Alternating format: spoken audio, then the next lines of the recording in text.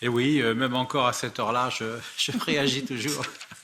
Alors d'autant que c'est un rapport qui m'intéresse, puisqu'il s'agit d'améliorer la transparence et la rationalisation de l'action des administrations européennes. Donc c'est un point important. Ça me rappelle de vieux souvenirs aussi, puisque j'étais déjà là en 2016 et j'avais appuyé à l'époque la résolution du 9 juin 2016 qui demandait déjà la même chose. Alors là, tout de même, il y a un point très nouveau, c'est que ce rapport-là, le rapport de Mme Melchior, est beaucoup plus axé sur la numérisation. Et c'est normal, les années se sont écoulées et maintenant la numérisation est partout. Donc, je suis très intéressé par ce projet de rapport. Globalement, il y a beaucoup de bonnes choses. Alors, je ne suis pas d'accord avec tout.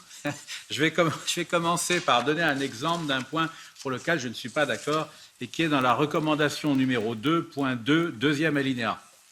Je le lis. Chaque personne devrait avoir la possibilité de participer à la création et à l'amélioration de services publics numériques adaptés à ses besoins et à ses préférences. Et là, je pense que je ne suis pas par principe contre la participation, mais là, on va très loin quand même. Participer à la création de services publics numériques adaptés, c'est vraiment aller très loin. Ça me semble très lourd comme procédure et c'est sans doute une source de perte de temps, de complexité. En tout cas, je suis dubitatif, vous l'avez compris. Mais à côté de ça, il y a beaucoup plus de passages qui sont très bons.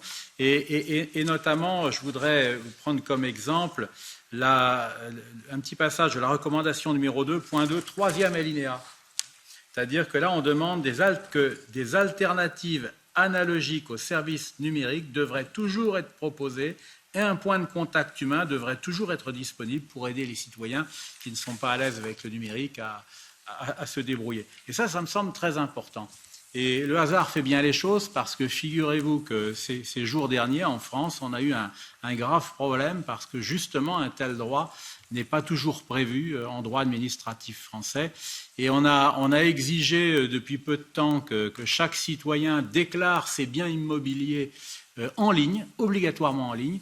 Et le système vient de capoter lamentablement parce qu'on avait oublié une chose, c'est que beaucoup de personnes âgées ne sont pas du tout adaptées au numérique. Et il y a eu une révolte des seniors en France qui fait que l'administration en catastrophe vient d'accorder un mois de plus pour répondre, mais ça ne résout pas le problème, puisque ce que disent les personnes âgées, c'est qu'elles sont incapables de remplir le formulaire en ligne qui leur est proposé. Donc là, je trouve très très bien que Mme Melchior ait pensé à ça au niveau européen, parce qu'en effet, même si la numérisation est évidemment souhaitable, il ne faut pas oublier qu'il y a une fracture numérique qui s'opère au détriment des plus démunis, des personnes âgées, et que ce problème ne sera pas résolu du jour au lendemain. Donc il faut prévoir une alternative au numérique, toujours pour l'administration. Donc merci Mme Melchior d'y avoir pensé.